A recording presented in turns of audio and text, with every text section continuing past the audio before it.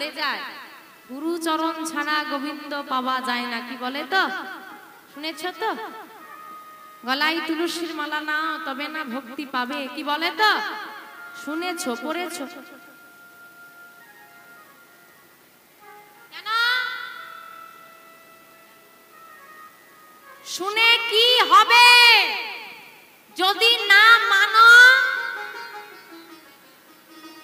আমাকেও তো আনা হয়েছে, আমিও তো সবার মতোই গলা ফাটিয়ে বলে যাব গো গুরু দীক্ষা নাও, গুরুচরণ আশ্রয় করো, গলায় তুলসীর মালা পরো, গোবিন্দ সেবা করো, ভগবানকে ভক্তি করো। কি হবে বলে? করবে কি তোমরা? কি করবে? কি হলো চুপ কেন? কি করবে? কই করেছো? কজনের গলায় তুলসীর মালা আছে?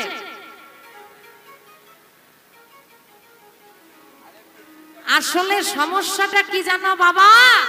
আমরা এই কান দিয়ে ঢোকাই, এই কান দিয়ে বের করে দিই, গোবিন্দের চরণে আর আসা হয়।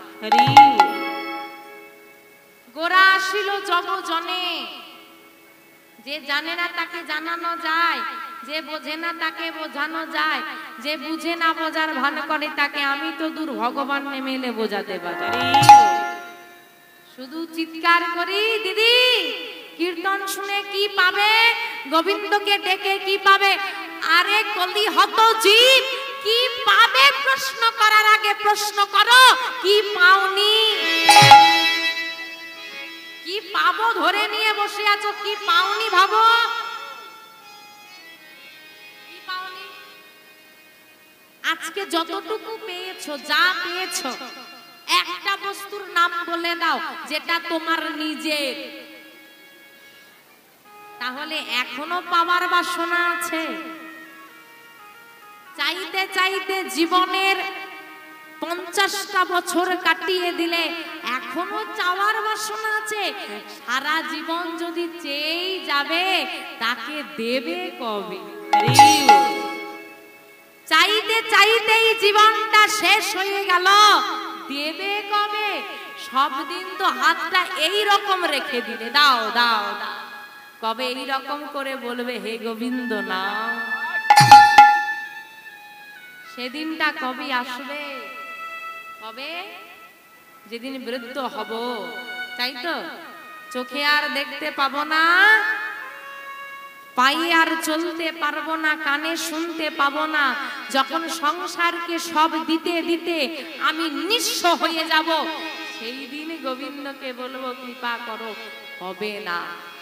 বাল্য বয়সে কৃষ্ণ ভজে, কৃষ্ণ পাওয়ার আসে, কৃষ্ণ পাওয়ার আসে, যৌবনে কালে কৃষ্ণ ভজে, কৃষ্ণ আসে বানায় আসে, আসে বানা আসে, বৃদ্ধ বয়সে কৃষ্ণ ভজে, জমির তরাসে, জমির তরাসে। বাল্য বয়সে কৃষ্ণ ভজে, কৃষ্ণ পাওয়ার আসে, যৌবন কালে কৃষ্ণ ভজিলে কৃষ্ণ আসে বা না আসে, আর বৃদ্ধ বয়সে কৃষ্ণ ভজে জমের তরাস।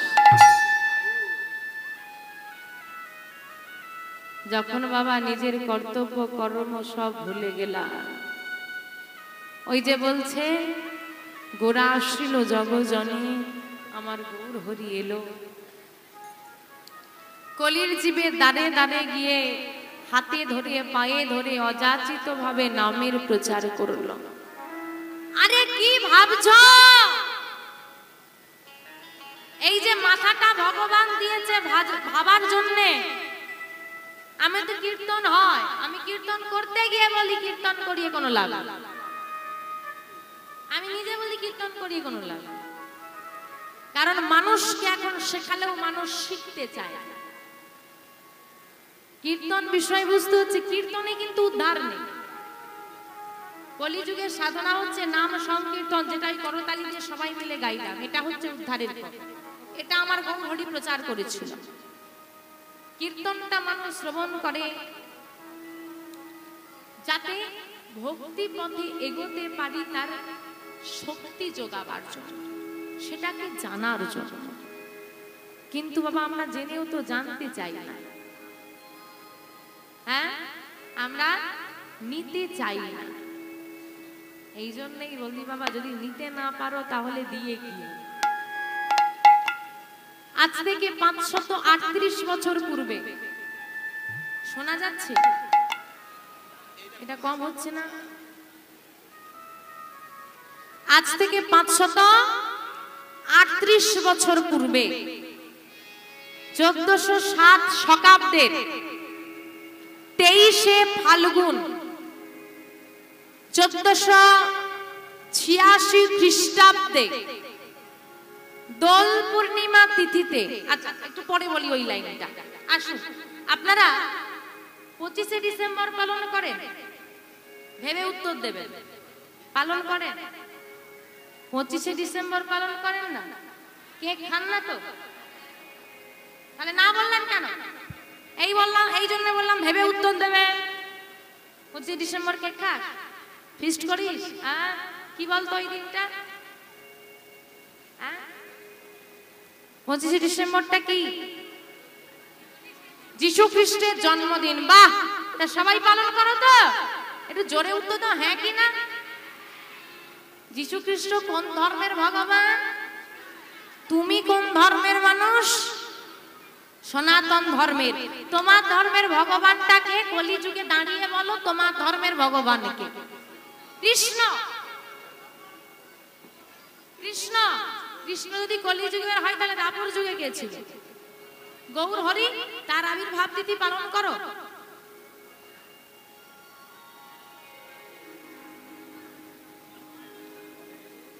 কতজন পালন করো? হাত তোলো দেখি, হাত তোলো, লজ্জা নেই, চলো। কতজন পালন করো? গোনা যাবে, হাতে গোনা হাত। কেন?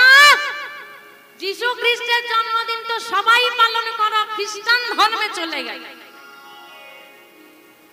সনাতন ধর্মের মানুষ হয়ে আমার গৌর হরির আবির্ভাব তিথি পালন করো না, এটা কি লজ্জার বিষয় নয়?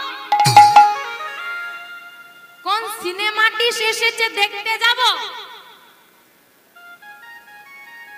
কীর্তন শুনতে এসেছি, বাচ্চা কাঁদছে, মা ঘুম পেয়েছে, দিদি ছেলেটা কাঁদছে, আমি আসি গো। হ্যাঁ, কোলে নিয়ে চলে গেলে। সিনেমা আর্টিস্ট দেখতে গেছো, সিরিয়াল আর্টিস্টকে দেখতে গেছো, বাচ্চা কাঁদে না? ও কি নাচে? তখনও কাঁদে। মা কি বলে? শুয়ে পড়, এখানে ঘুমিয়ে পড়, কোলে করে নিয়ে চলে যায়। লজ্জায় মাথা হেট হয়ে যাবে যদি নিজের ধর্মের কথা ভাবতে বসো।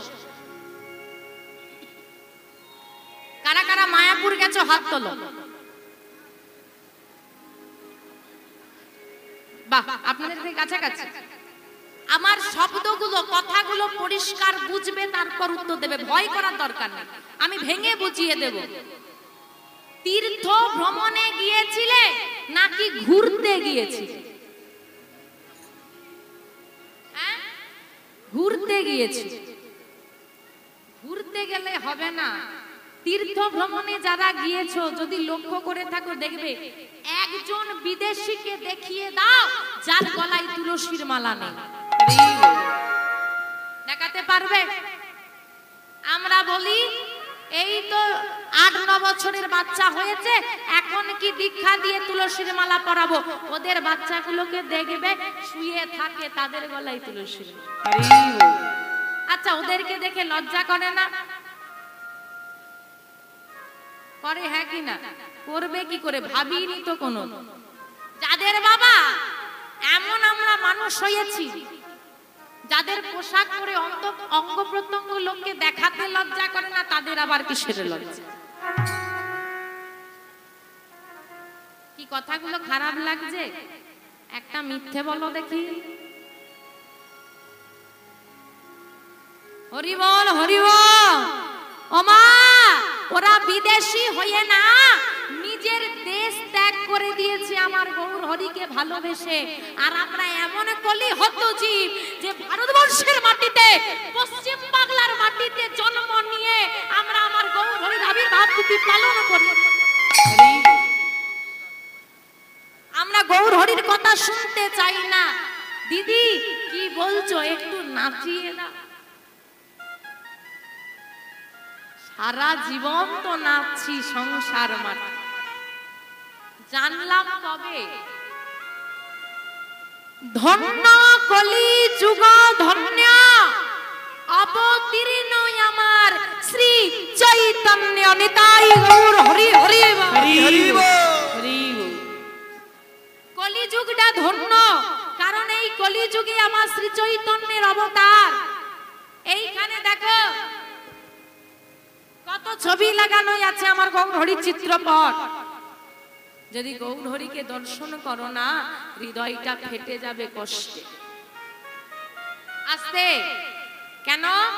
যিনি ত্রিলোক অধিপতি সে ধুলায় গড়াগড়ি দিচ্ছে, আর আমরা বলি কীর্তন শুনতে যাব, দামি শাড়ি পরেছি নষ্ট হয়ে যাবে, ওই কমিটি থেকে যে আসনটা দেবে অনেক ধুলো, হাতে করে একটা পেপার নিয়ে চল, তাই তো? আরে এই ধুলোটা মাখার জন্য আমার গৌরহরি ভগবান থেকে তার ভগবানত্ব পরিত্যাগ করে ভক্ত হয়েছে। আরে বাবা, শাড়িটা নোংরা হয়ে যাবে চিন্তা করছো? ও তো একদিন ফেলেই দিতে হবে। দেহের মধ্যে মনের মধ্যে কত জন্মের কত নোংরা জমিয়ে রেখেছো, ওটা পরিষ্কার করবে কবে? ওটা আগে পরিষ্কার করবে, কারণ শাড়িটা আজ হলেও কাল ফেলে দিতে হবে, দেহটা ফেলতে পারবে। গৌর হরি এসে বাবা, ওই যে বললাম আমি সব বলে গেছি, আজ থেকে কত বছর আগে? 538 বছর আগে, 1407 শকাব্দে 23শে ফাল্গুন 1486 খ্রিস্টাব্দ, দোল পূর্ণিমা তিথি। কোন দিন? দোল পূর্ণিমা তিথি। এত কিছু মনে রাখার দরকার নেই, শুধু দোল পূর্ণিমা তিথিটা মনে রাখো। ওই দিন ভারতবর্ষের মাটিতে, পশ্চিম বাংলার মাটিতে, নদিয়া জেলার নবদ্বীপ ধামে সচি মায়ের কোলালো করে নেমে এলো আমার গৌর হরি। জগৎ জীবের কাছে গিয়ে গিয়ে হাতে ধরে পায়ে ধরে অযাচিত ভাবে নামের প্রচার করছে। আজকে বাবা এখানে কীর্তন হচ্ছে তো, আমার গলা দিয়ে কিন্তু এমনি এমনি কথা বের হচ্ছে না। কি ভাবছো এমনি এমনি চিৎকার করছি? জিজ্ঞেস করে নেবে কমিটি দাদাদেরকে কত নিচ্ছি। দেখো বাবু, আমি না ওই সব ঢেকে রেখে বলতে পারি, সত্যি স্বীকার করতে অসুবিধে আছে। কারোর দিকে একটা আঙুল তুললে বাকি আঙুলগুলো তার নিজের দোষ বাবা আগে স্বীকার করে না, আমি কিন্তু করে নিয়েছি। তা বাবা আমাকে আনা হয়েছে তবে বলছি, তাই তো? আপনারা আজকে চেঁচে শুনতে এসেছে, বসার জায়গা নেই, গরমের মধ্যে কষ্ট করে বসে আছে, তাই তো? আর এই নাম বাবা, আজকে তুমি এত কষ্ট করে এসেছো, কষ্ট করে শ্রবণ করছো, হাই রে কলি হতো জীব, এই নামই একদিন জগৎবাসীর দ্বারে দ্বারে গিয়ে হাতে ধরে পায়ে ধরে প্রচার করেছিল আমার গৌর হরি, সেদিনই কেউ নেই।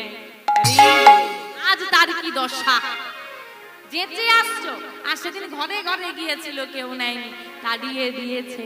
তবুও গৌর হরি হার মানেনি, বরং নবদ্বীপের মাটিতে দাঁড়িয়ে কাঁদতে কাঁদতে চিৎকার করে বলেছিল, আমি তো চলে যাব, আমি থাকবো না, তবে বলে যাই শুনে রাখো, একদিন আসবে পৃথিবীতে যতই আছে নগরাদি গ্রাম, নগরাদি সর্বত্র প্রচার হবে এই মধুর হরিনাম, সর্বত্র সর্বত্র প্রচার হবে এই মধুর মধুর হরিনাম। কি হয়েছে না হয়নি গো? মহাপ্রভুর কথা মিলেছে, সব জায়গায় নাম হচ্ছে, কত ভক্ত আগমন, কিন্তু মা গো, কলিযুগে জন্ম নিয়ে গৌর হরির মাটির মানুষ হয়ে যদি এই জীবনে আমার গৌর হরিকে না আনতে পারো, আমার জীবনে যদি আমার দয়াল নিতাই গৌর না আসে, এই জীবনটা কি গো বৃথা চলে যাবে। কি মনে হয় আজকে কি গৌর হরি আসবে? চলো দেখি। আমার গৌর এলো রে,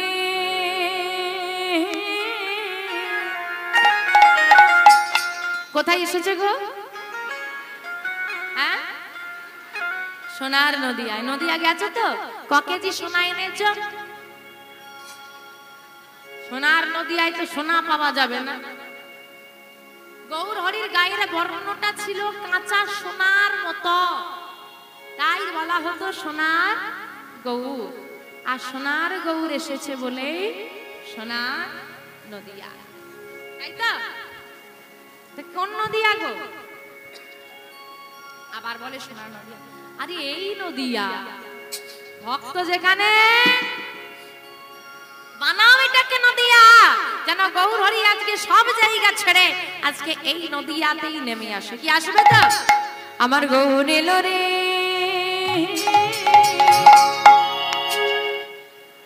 এই সোনার নদিয়া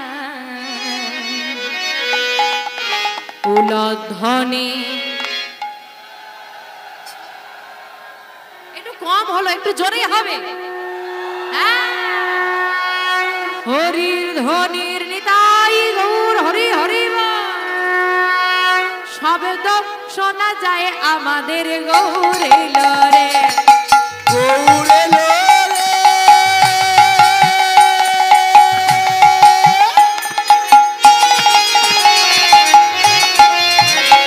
এই সোনার নদিয়া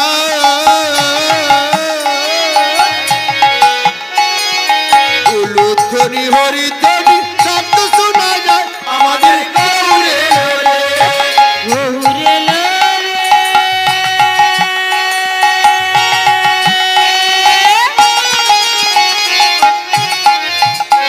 এই সোনার নদিয়া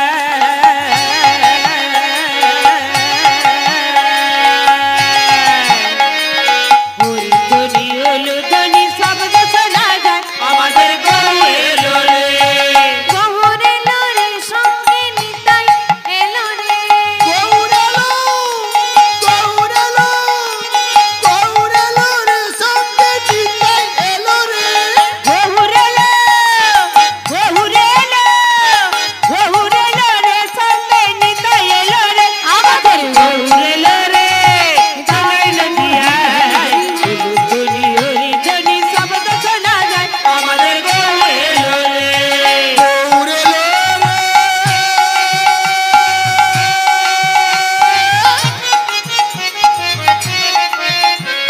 সোনার নদিয়ায় উলুধ্বনি হরিধ্বনি শব্দ শোনা যায় আমাদের গৌর এলো রে, কি মনে হয় গৌর হরি এসেছে?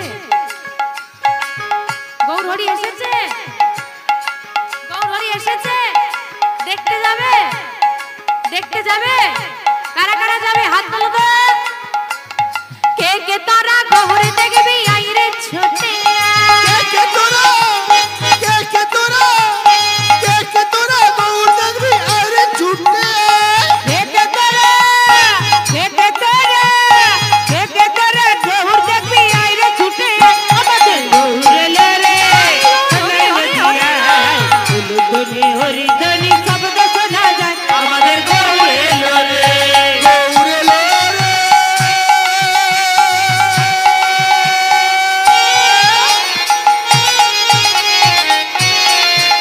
এই সোনার নদিয়ায় উলুধ্বনি হরিধ্বনি শব্দ শোনা যায় আমাদের গৌর এলো রে, যেই না গৌর হরি এলো কি হলো জানো?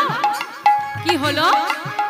দেখো শান্তিপুর ডুবো ডুবো নদী ভেসে যায়, শান্তিপুর, শান্তিপুর, শান্তিপুর ধরে নদী ভেসে যায়, শান্তিপুর, শান্তিপুর, শান্তিপুর ডুবো ডুবো নদী ভেসে যায় আমাদের গৌর এলো রে, সোনার নদিয়ায় উলুধ্বনি হরিধ্বনি শব্দ শোনা যায় আমাদের গৌর এলো রে, গৌর এলো রে।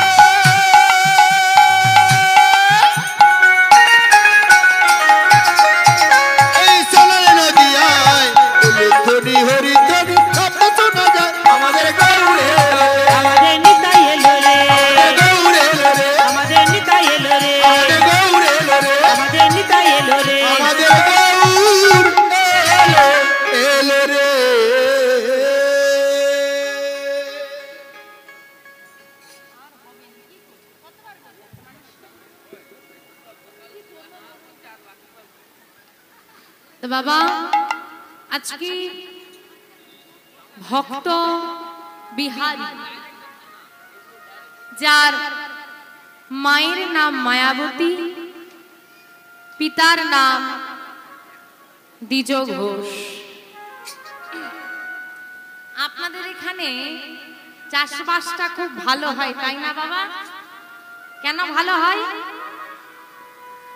কেন ভালো হয় বলো তো? তোমাদের এখানের মাটিটা খুব ভালো, উর্বর মাটি, এই জন্য সব রকমের চাষ হলেই যে কোনো চাষ খুব ভালো হয়। তাই বাবা ফসল ভালো হতে গেলে মাটিটাকে ভালো হওয়া লাগে। তবে বাবা বর্তমানে ওই সার দিয়ে দিয়ে মাটির গুণাবলী সব শেষ, তাই তো? আর তোমার আমার আর খেয়ে দিয়ে কাজ নেই, তোমাদের চাষবাস নিয়ে কথা বলতে এসেছি।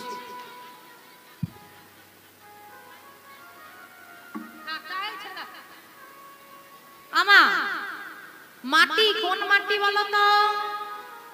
মাটি, মাটি, মাটি, আমার গর্ভে ধারিনি মাটি, আমার গর্ভে ধারিনি মাটি যদি ভালো হয় সকল সন্তান ভালো হবে। কিন্তু ওই যে বললাম বাবা সার দিয়ে দিয়ে মাটির গুণাবলী শেষ, মানে বুঝতে পেরেছো? এদিকে যুগের হাওয়া লেগে লেগে মায়েরা সব মাম্মি হওয়ার জন্য যেভাবে ছোটাছুটি লাগিয়ে দিয়েছে, আগে কানে সাইকেলের রিং পড়তো, এখন লরির রিং পড়ে। দেখেছ? হ্যাঁ, শাখা পলার বদলে এসেছে চুড়ির ব্যবস্থা। সিঁদুরটা পরে আবার চাপা দিয়ে দেয় যাতে কেউ দেখতে না পায়, তাই তো? এইবার আবার যে সারা বছর সিঁদুরটা চাপা দিয়ে ঘুরে বেড়ায়, দুর্গা পুজোর দশমীর দিন সেই মাই আবার মার্কেটে যত সিঁদুর পাওয়া যায় সব কিনে গায়ে মেখে ঘুরে বেড়ায়। ও দিদি তোমার বিয়ে হলো কবে গো? বলি জানো না আমার একটা মেয়ে আছে। বলি মেয়েটা তোমারই তো।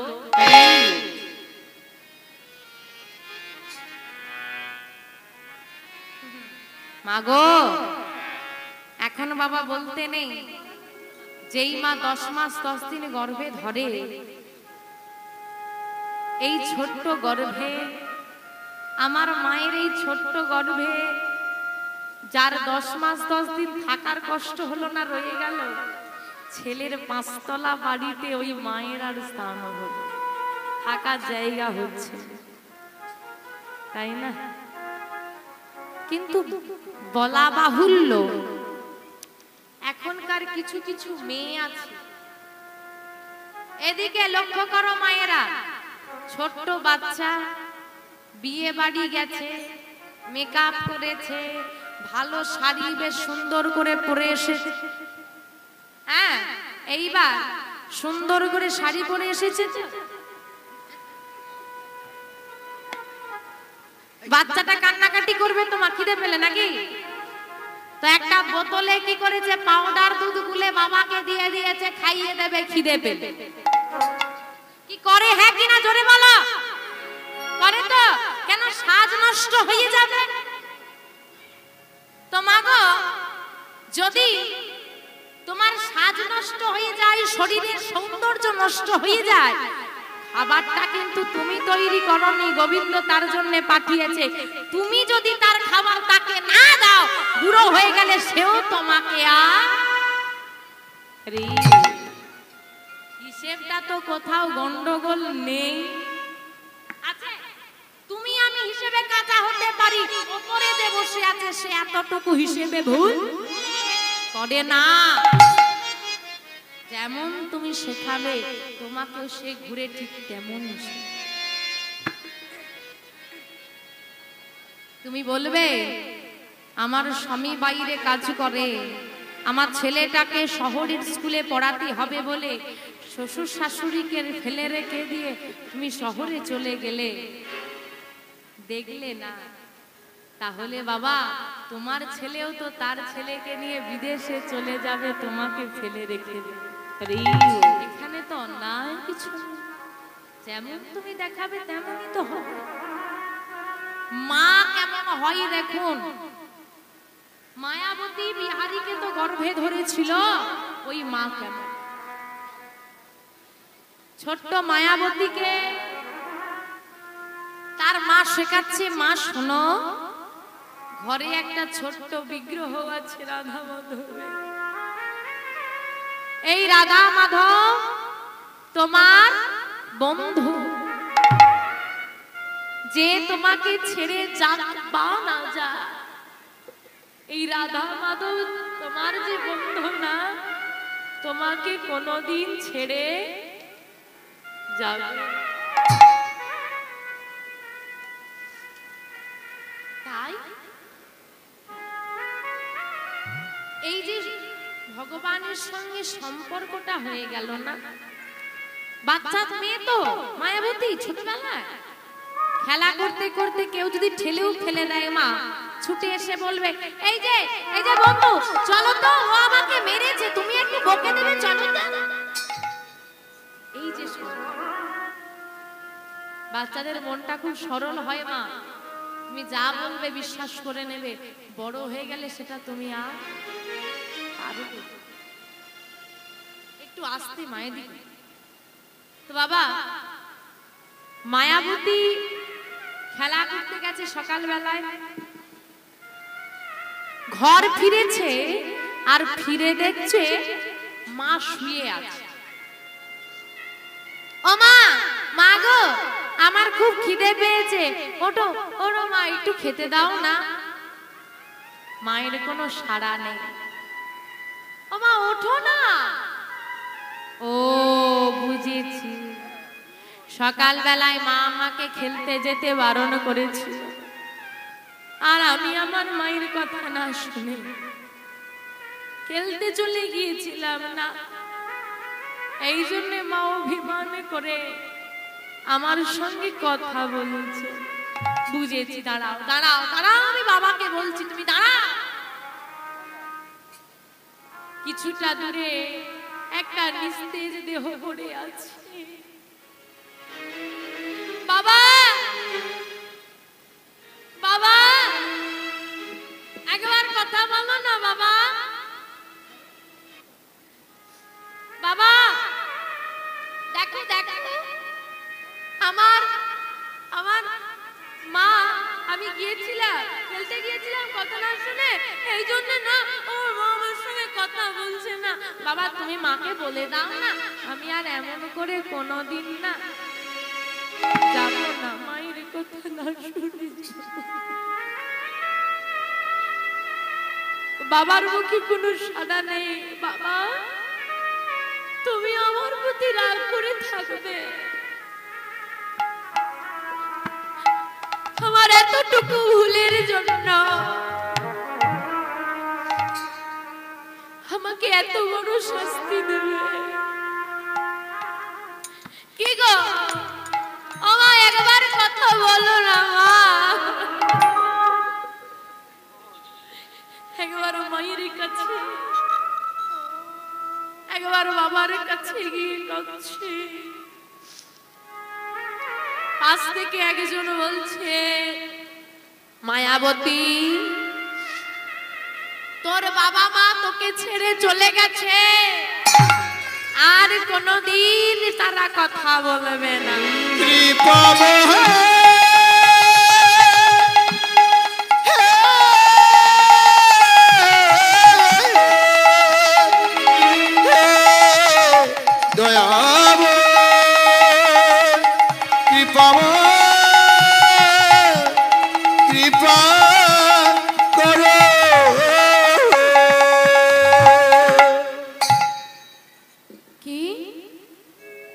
আমার বাবা মা আমাকে ছেড়ে চলে গেল,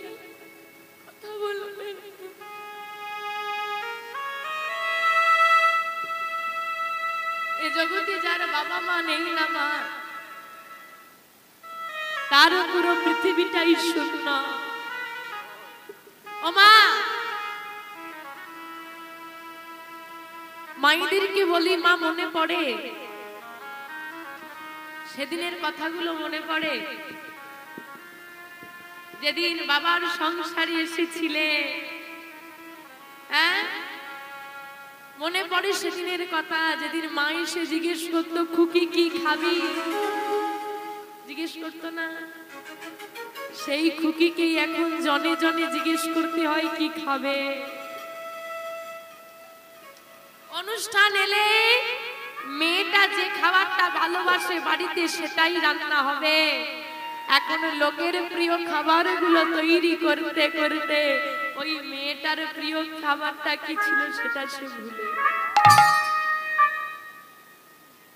জানো তো মা, স্বামী যতই ধনী হোক, যতই বড় লোক হোক না কেন, বাবা যতই দরিদ্র হোক না কেন, বাবার মতো করে শখ আহ্লাদগুলো স্বামী পূরণ করতে পারে না। পৃথিবীতে অনেক সুন্দর জায়গা আছে, আপনি ঘুরতে যাবেন, হয়তো গেছেন, ভালো লেগেছে হয়তো, কিন্তু পৃথিবীতে এমন কোনো জায়গা নেই মায়ের কোলে মাথা রেখে ঘুমোলে যে শান্তিটা পাওয়া যায়, ওই শান্তিটা এনে দিতে পারে। আর যাদের বাবা মা দুই নেই, তাদের তো পৃথিবী।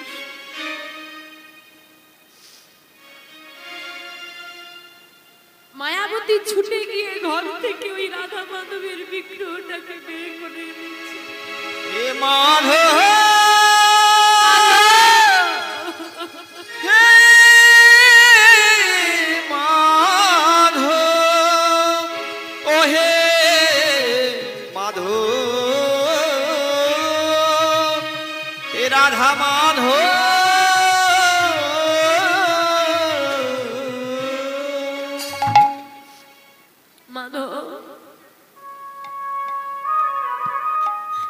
মা তো বলেছিল আমাকে নাকি সে ছেড়ে যাবে না, দেখো ছেড়ে চলে গেল।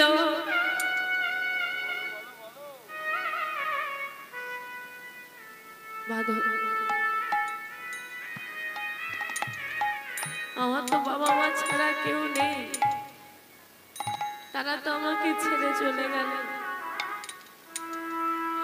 বুকের মাঝে মাধবকে জড়িয়ে ধরে বলছো, মাধব সবাই তো আমাকে ছেড়ে চলে গেল, তুমি আমাকে ছেড়ে কোনদিন চলে যাবে না তো?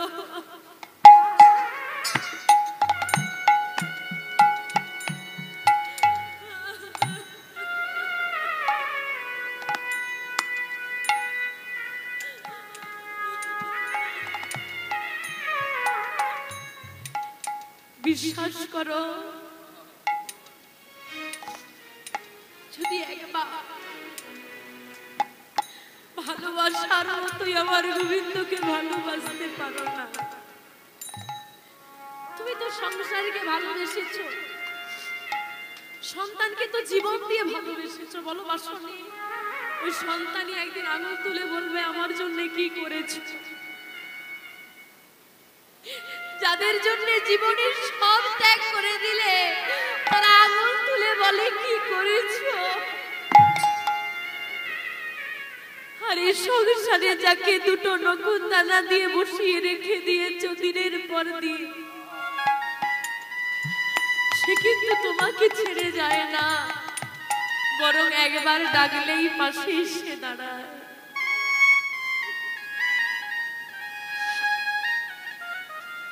ওই মাধবের বিগ্রহটাকে বুকে ঝরিয়ে ধরে মায়াবতী বসে আছে। বাবা মায়ের শেষ কাজ সমাপ্ত হলো। ছোট্ট মেয়ে খিদে পায়, চারি দুয়ারে গিয়ে বলে একটু খেতে করতে দেবে মা? অলক্ষণে অপয়া মেয়ে কোথাকা, নিজের বাবা মাকে খেয়েছিস, এখন আমার ঘরে কাকে খেতে এসেছিস? জাদুর হয়ে যা বলতে পারো এই মানুষটা বাঁচবে কি করে? ঘরে এসে কাঁদি আর বলে ওগো মাধব, কি অপরাধের সাজা তুমি আমায় দিচ্ছ?